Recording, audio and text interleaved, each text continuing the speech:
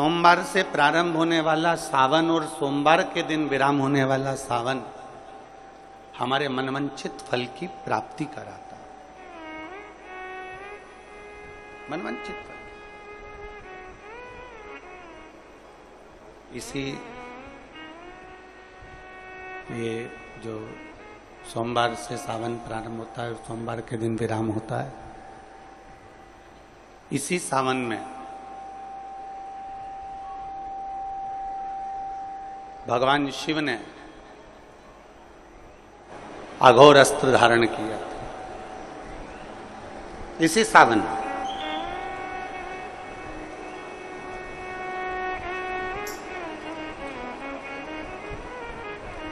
एक त्रिपुरासुर असुर हो गया। 3 पुरियों का निर्माण कर कर वो निवास कर रहा है।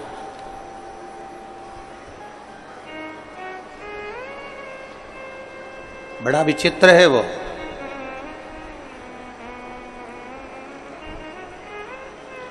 लोहे की, तांबे की, सोने की पुरियों का निर्माण उसने करा और उसका वो निवासी हो गया। उसमें वो निवास कर रहा है।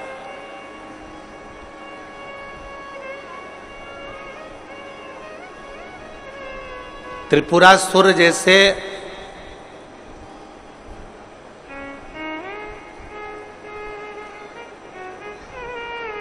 एक असुर का संहार कर कर भगवान शिव जी का नाम त्रिपुरारी हो गया। पर वो त्रिपुरारी ऐसे ही नहीं हो गया।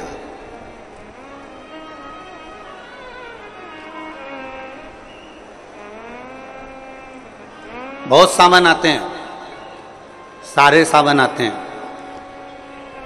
हर वर्ष सावन का महीना आता है, हर वर्ष श्रावण का सोमवार भी आता है, हर वर्ष प्रदोष भी आती है, हर वर्ष शिवरात्रि भी आती है सावन की, हर वर्ष अष्टमी भी आती है, छठ भी आती है, सब तिथियां आती हैं।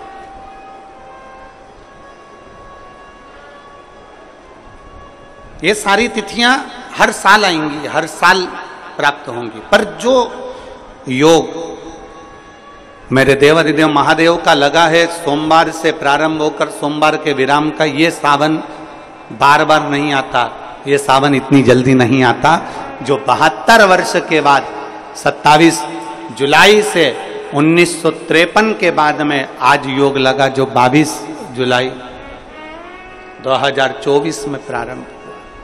बहुत बहुत ना जाने कितने कितने कितना कितना साधना, तप, आराधना का फल इस सावन के महीने में प्राप्त हो जाता।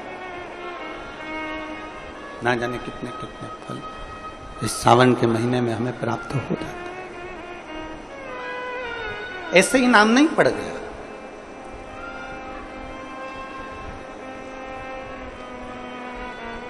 और भिराई के इस्पात नगरी के सभी श्रोता भाई बहनों से कहूंगा कि इसीलिए हम आपको बार बार कह रहे हैं कि आप किस्मत वाले हो,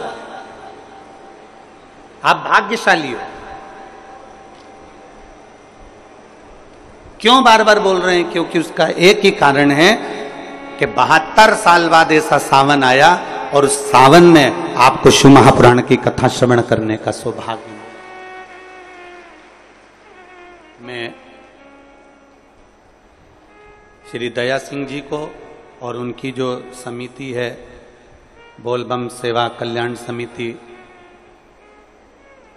मैं दया सिंह जी आपको भी धन्यवाद देता हूं कि लखनऊ की कथा पंडाल में पानी भराया और पूरे पंडाल में घुटने घुटने कीचड़ हो गया और वो कथा कैंसिल हुई। और आपके पास एक लिस्ट होती है जिसमें लिखा होता है कि तत्काल जो कथा लेना चाहता, उसकी लिस्ट में आपका नाम था और आपको पहले ही फोन लगा था और आपने उसको स्वीकार करा। हम तो कहते हैं कि भाग्य से ये 72 वर्ष बाद ऐसा तो सावन मिला और उसमें भी शिव महापुराण की कथा। धन्यवाद, साधु, बहुत बहुत साधु, कृपा है शिव की।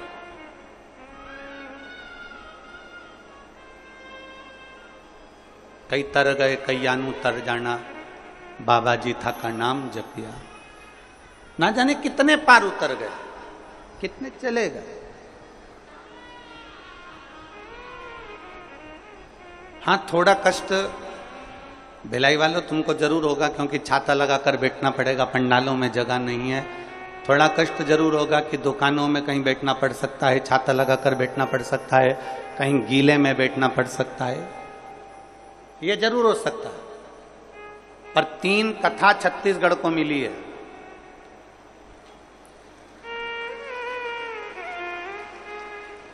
आप भिलाई नहीं पहुंच सकते, अपने पास की कथा में पहुंचो, वहां नहीं पहुंच सकते, उसके पास की कथा में पहुंचो, पर कथा का लाभ जरूर है। यही सावन का महीना, सोमवार से सोमवार तक का यही श्रावण, एक त्रिपुरासुर असुर हो गया, 3 पुरियों का निर्माण में वो रहता, 3 पुरियां को बनाकर वहां निवास करता,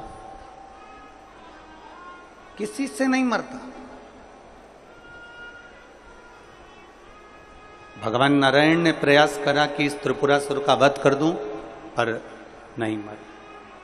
ब्रह्मदेव ने विचार करा कि इस त्रिपुरासुर का वध कर दूं, नहीं मर। आखिरी में खबर गई भगवान देवाधिदेव महादेव के पास, भगवान शिव जी के पास। भगवान देवाधिदेव महादेव, मेरे महाकाल राजा, मेरे कालाधिपति, मेरे ओमकारेश्वर, मेरे विश्वनाथ, मेरे परली वैद्यनाथ, मेरे वैद्यनाथ, ओगरदानी, मेरे केदारेश्वर, भगवान शिव विराजमान थे, नेत्रबंद थे भगवान शिव। और सबने, सारे देवताओं ने जाकर भगवान शिव से विनय करी, निवेदन कर,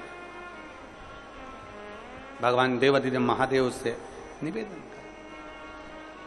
और जब भगवान शंकर से निवेदन किया, भगवान शिव से विनती करी, भगवान शंकर से बारंबार जब प्रार्थना करी है, भगवान शिव से बार बार विनय किया गया, तब भगवान शंकर ने नेत्र खोले और भगवान शिव नेत्र खोलकर पूछे, ऐसा क्या हो गया जो आपको आना? ये 33 कोटि देवता, ये सारे देव आज मेरे पास